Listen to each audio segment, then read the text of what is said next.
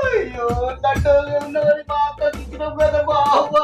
అయ్యో బావా, అయ్యో ముందు చెవిలానే అనుకుంటే ఇప్పుడు కళ్ళు కూడా లేవా బావా. బావా ఏమైంది బావా. అయ్యో బావా కట్టుకోలేదు బావా. బావా